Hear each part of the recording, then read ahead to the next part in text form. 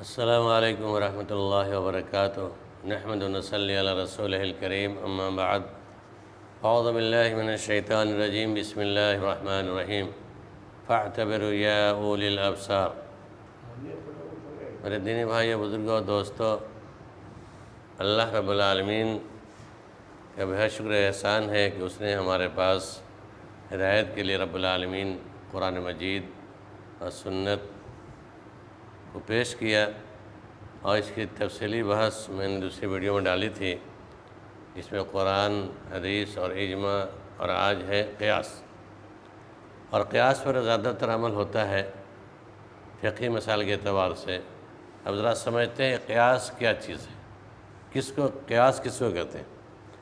قیاس کی لغوی تعریف یہ ہے کسی ایک چیز کو دوسرے چیز پر ناپنا، یعنی تولنا، وزن کرنا، ملانا۔ اور اصطلاحی تعریف یہ ہے کہ قیاس فرع جس کے متعلق کتاب و سنت میں حکم موجود نہ ہو، اس کو اصل میں جو کتاب و سنت میں موجود ہے اس کے ساتھ اس وجہ سے ملا دینا کہ دونوں کے درمیان علت مشترک، یعنی کوئی حکم موجود نہیں ہے، یہ سنت سے ثابت کر کے اس کو ملا دینا۔ اس کی مثالیں بہت ساری۔ نمبر 1، قرآن مجید میں شراب کی حرمت کے متعلق نص موجود ہے، لیکن وہیں پر نبیذ کے بارے میں نہیں ہے، لہذا شراب پر قیاس کرتے ہوئے نبیذ کو بھی حرام قرار دیا گیا۔ نمبر 2، اذان جمعہ کے وقت خرید و فروخت کرنا۔ جمعہ کا وقت ہے نا کہ فَاسْعَوْا إِلَىٰ ذِكْرِ اللَّهِ، تمام کاروبار کو چھوڑ دو، آپ لوگ بھی سنتے ہیں، جانتے ہیں۔ اب یہ ہے کہ جمعہ کے اذان کے وقت خرید و فروخت کی ممانعت تو حدیث کے اندر ہے، قرآن کے اندر، لیکن اس وقت نکاح کرنے یا زمین کاشتکاری کرنے یا کرایہ پر لینے کی ممانعت شریعت میں ثابت نہیں۔ لیکن خرید و فروخت کی ممانعت ہے، اس پر قیاس کرتے ہوئے کہ اللہ رب العالمین نے جمعہ کے اذان کے بعد تمام کاروبار کو چھوڑنے کا حکم صادر فرمایا۔ اذا نودی للصلاۃ فاسعوا الی ذکر اللہ، نماز کے لیے پکار دی جائے تو دوڑو اللہ کی طرف۔ پتہ چلا وذروا البیع، کاروبار کو چھوڑ دو۔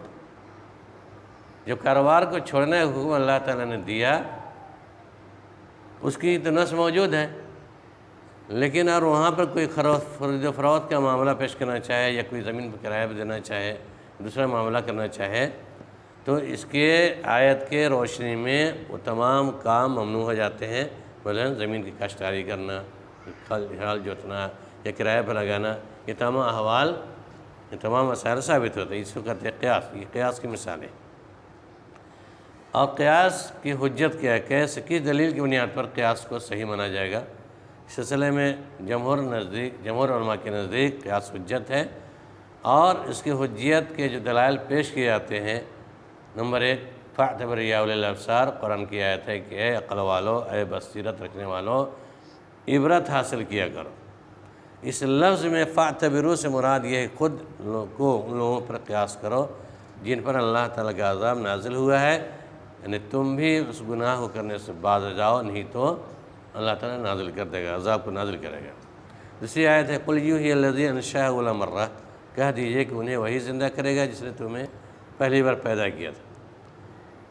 اس طریقے سے یہ دلیل ہیں، دلائل ہیں۔ اسی تیسری دلیل، ایک آدمی نبی صلی اللہ علیہ وسلم کے پاس آ کر عرض کیا، اللہ کے رسول صلی اللہ علیہ وسلم، میری والدہ فوت ہو گئی اور اس کے ذمہ 1 ماہ کے روزے فرض تھے اور باقی رہ گئی، وہ تو مر گئی، کیا میں اس کی طرف سے قضا دے دوں، یعنی ادا کر دوں، روزہ رکھ لوں؟ تو آپ صلی اللہ علیہ وسلم نے فرمایا، اگر تیری والدہ پر قرض ہوتا تو کیا تم اسے ادا نہیں کرتے؟ انہوں نے کہا کہ ہاں، تو یہ بھی اللہ کا یہ قرض ہے تمہارے والدہ پر، تم ادا کرو۔ پتہ چلا اسے استدلال کرتے ہیں قیاس کی بنیاد پر، اور ایسا کرنا درست ہے۔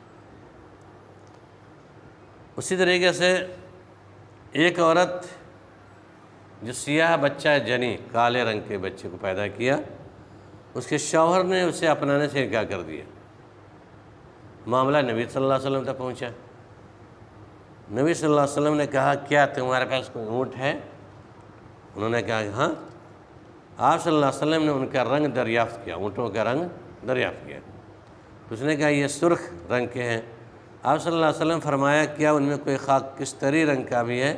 مٹیالہ اسے کہتے ہیں. انہوں نے کہا کہ ہاں. تو آپ صلی اللہ علیہ وسلم نے فرمایا وہ کہاں سے آ گیا؟ اس نے کہا شاید اسے کوئی رگ کھینچ لائی ہو. تو آپ صلی اللہ علیہ وسلم نے فرمایا اور اسے بھی شاید کوئی رگ کھینچ لائی ہو. یعنی مطلب آپ لوگوں کو سمجھ میں بات ہے کہ کالے رنگ کا بچہ، آدمی گورا تھا، بیوی گوری تھی، کالے رنگ کا بچہ پیدا ہو گیا، شک ظاہر ہوا کہ نہیں تو میرا بچہ نہیں ہے. سماج بھی اگر آپ لوگوں کے سامنے آ جائے تو کہیے گا نا کہ باپ سے الگ ہے، سے ماں الگ ہے، یہ کہاں سے آ گیا؟ تو نبی صلی اللہ علیہ وسلم کا معاملہ پہنچا ایک واقعہ. تو اس شوہر نے کہا کہتے کہ میرا بچہ نہیں. تو نبی صلی اللہ علیہ وسلم نے کہا کہ تمہارا اونٹ ہے؟ کہا کہ ہاں ہے. کس رنگ کا ہے؟ تو زرد رنگ کا، سفید رنگ کا. اس میں ایک خاکستری مٹیالے رنگ کا بھی ہے. تو آپ صلی اللہ علیہ وسلم نے کہا بتاؤ جہاں تمہارے بہت سارے اونٹ ہیں دوسرے کلر کے، یہ کالے اور مٹیالے رنگ کا کہاں سے آ گیا؟ تو صحابی نے کہا کہ ممکن ہے کسی کے رگ کے ذریعے سے کسی اللہ تعالیٰ نے کھینچ دیا ہو، اللہ نے تخلیق کر دیا ہو.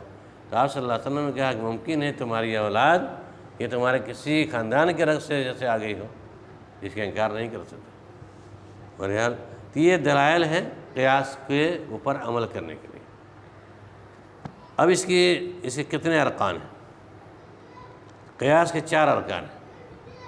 اصل ایسی جگہ جہاں شریعت سے ثابت پایا جاتا ہو، مثلا شراب. فرع ایسی چیز جس سے اصل پر قیاس کر کے اسے حکم معلوم کرنا مقصود، جیسے نویز. نمبر 3 علت، اس سے مراد وہ وصف ہے جو اصل اور فرع کے درمیان مشترک ہے، جیسے نشہ. نمبر 4 حکم، اس سے مراد وہ شرعی حکم ہے جو اصل موجود ہے اور اس سے فرع میں لا کر مطلوب ہو، اور مذکورہ مثال میں حرمت شراب. شرائط قیاس کی کیا شرطیں؟ نمبر 1 جس حکم کو فرع تک متعدی کرنا مقصود ہو وہ اصل میں نص کتاب یا سنت ثابت ہو. نمبر 2 اصل میں ثابت ہونے والا حکم متفق علیہ ہو، مختلفی نہ ہو. نمبر 3 اصل میں موجود حکم شرعی ہو اور سمجھ میں آنے والا ہو. نمبر 4 اصل اور فرع میں مشترک علت ایسا وصف ہے جسے حواس خمسہ سے ادراک ہو. نمبر 5 مشترک علت ایسا وصف ہے جو زمان و مکان کی تبدیلی سے تبدیل نہ ہوتا. نمبر 6 وہ وصف متعدی ہو اور فرع بھی مکمل طور پر پایا جاتا ہو. تو اس طریقے سے یہ شرائط قیاس ہے.